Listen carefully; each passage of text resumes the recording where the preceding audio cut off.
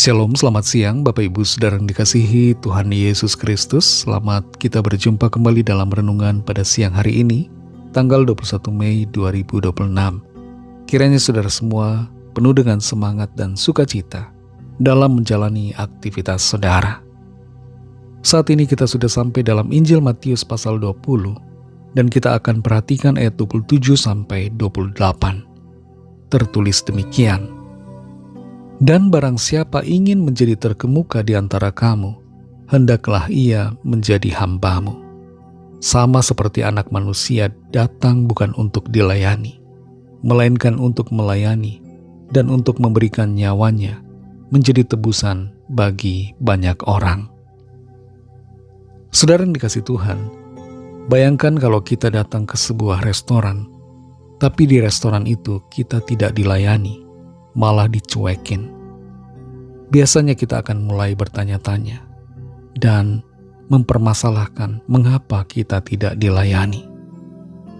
Di Korea Selatan, di kota Seoul, ada sebuah restoran di mana kita harus melayani diri sendiri.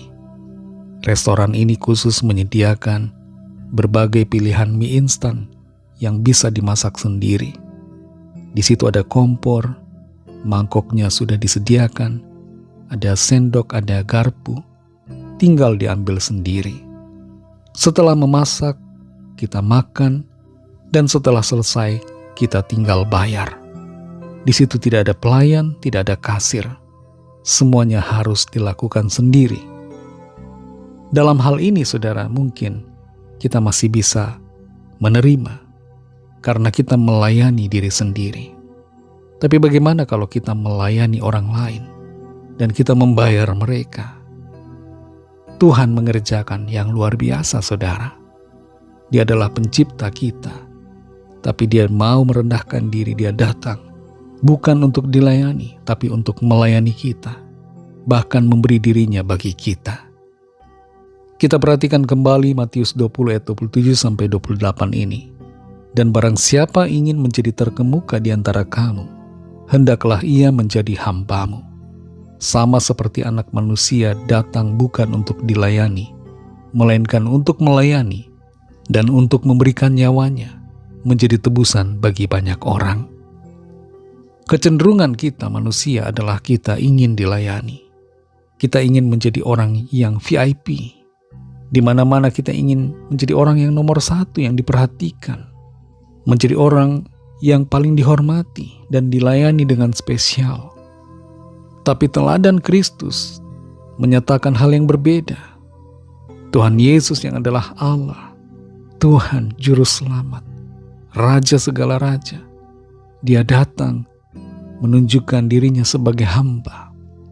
Dia datang bukan supaya kita melayani dia, tapi justru dia melayani kita.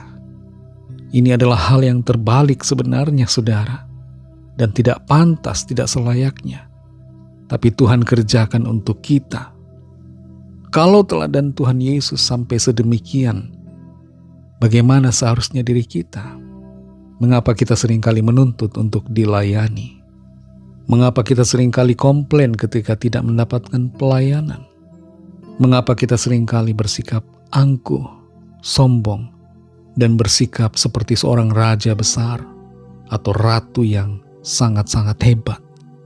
Kita ingin dilayani secara istimewa. Mari belajar seperti Tuhan Yesus yang mau melayani, bahkan menyerahkan nyawanya untuk penebusan segala dosa kita. Mulailah dari dalam keluarga kita masing-masing. Jadikan diri kita sebagai hamba yang melayani. Seperti Kristus telah melayani kita, biarlah kita melayani sesama kita. Mari kita berdoa. Terima kasih Tuhan Yesus untuk kebenaran firman-Mu yang sudah kami dengar. Kebenaran-Mu membukakan mata rohani kami, membuka pikiran kami yang selama ini tertutup, mengingatkan kembali supaya kami hidup sebagai hamba, bukan menuntut dilayani, tapi memberi diri kami untuk melayani orang-orang lain. Terima kasih Tuhan, jamah hati kami, penuhi dengan kerendahan hati seperti Engkau Tuhan, sehingga kami mau dan mampu untuk melayani sesama kami, sebagaimana Engkau Tuhan Yesus telah melayani kami. Terima kasih untuk firman-Mu. Pimpin kami di sepanjang sisa hari ini dalam berkat dan anugerah-Mu. Dalam nama Tuhan Yesus kami berdoa. Haleluya. Amin. Puji Tuhan, saudara yang dikasihi Tuhan. Tuhan Yesus memberkati saudara semua. Selamat melanjutkan aktivitas saudara. Sampai jumpa dalam renungan yang berikutnya.